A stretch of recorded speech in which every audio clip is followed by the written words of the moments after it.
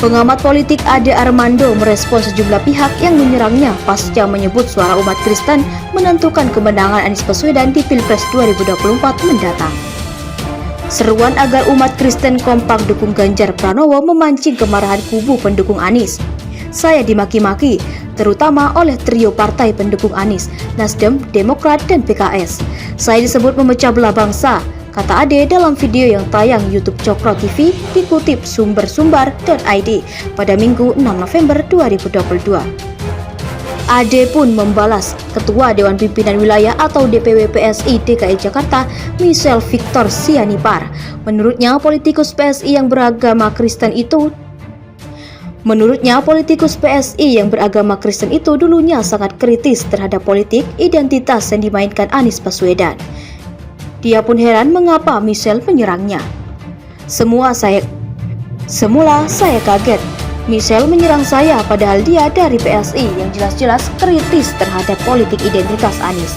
Namun saya dapat informasi bahwa Michelle mendekat ke kubu Anies, katanya. Ade pun mengatakan jika kabar itu benar, maka wajarlah Ketua PSI Jakarta itu memberikan respon yang terkesan menyerangnya. Mungkin sekali dalam waktu dekat Michelle menyeberang ke kubu Anies. Dia meminta saya melarat pernyataan. Mungkin sekali dalam waktu dekat Michelle menyeberang ke kubu Anies. Dia meminta saya meralat pernyataan. Lucunya dia bersikap so akrab, katanya. Selain Michelle, kata Ade Armando, orang Kristen yang menyerangnya adalah penyanyi Francois Henry William Mohede alias Fran Mohede. Selain Michelle, kata Ade Armando, orang Kristen yang menyerangnya adalah penyanyi Francois Henry William Mohede alias Franz Mohede. Selain Michelle, kata Ade Armando, orang Kristen yang menyerangnya adalah penyanyi Francois Henry William Mohede alias Franz Mohede. Ade menyebut Franz adalah fans boy Anies. Dia memuji-muji sang idolanya ketika dipanggil KPK soal Formula E. Ketua PSI Jakarta sentil Ade Armando.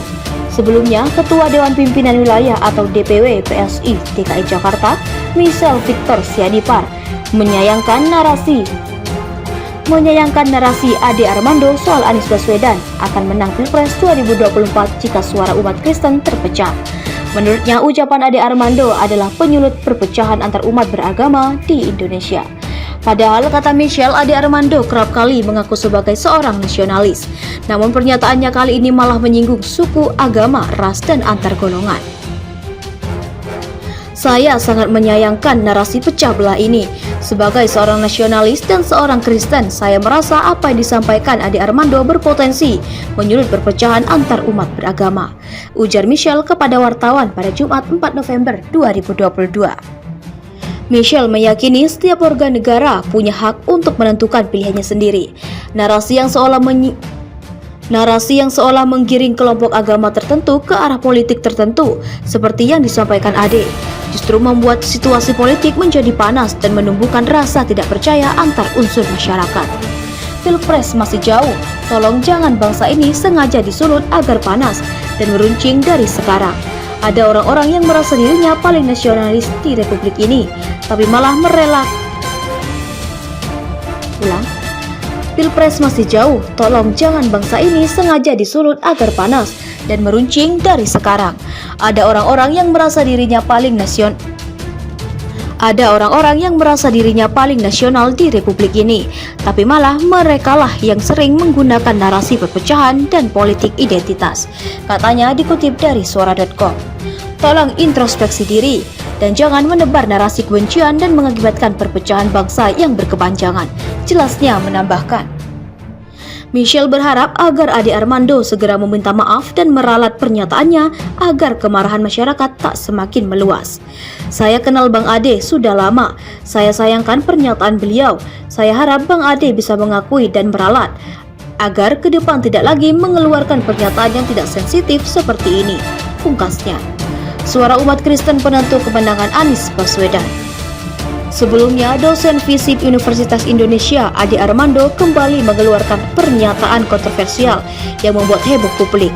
Kali ini setelah video terbarunya di kanal YouTube Cokro TV terkait Pilpres 2024. Dalam video berdurasi 9 menit 15 detik itu, Ade Armando membawa-bawa nama Anies Baswedan, Ganjar Pranowo hingga umat Kristen.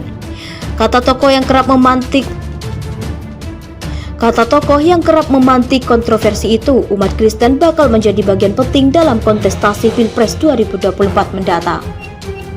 Umat Kristen di Indonesia memang minoritas, tapi jangan salah, umat Kristen akan memegang peran menentukan apakah Anies akan menang dalam Pilpres 2024. Ujar Ade Armando sebagaimana dikutip dari kanal video YouTube Cokro TV pada Kamis 3 November 2022.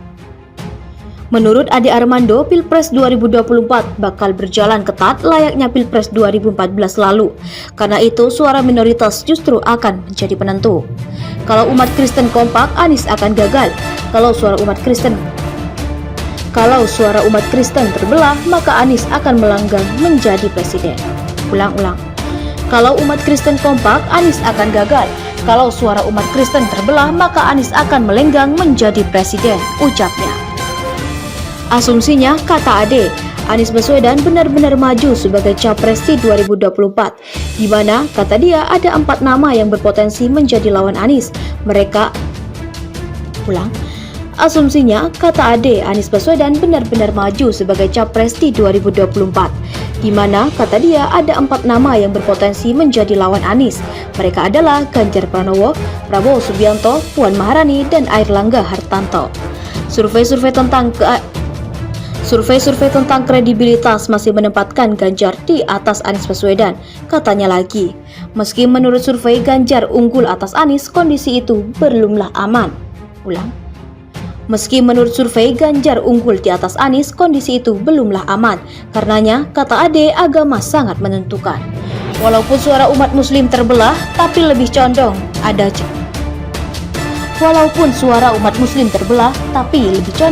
kecenderungan ke arah Anies, ujar dia. Di sisi lain, Ade melihat umat Kristen lebih cenderung memberikan dukungannya kepada Ganjar Pranowo. Sehingga jika umat Kristen tidak kompak, maka Anies akan menang di Pilpres 2024.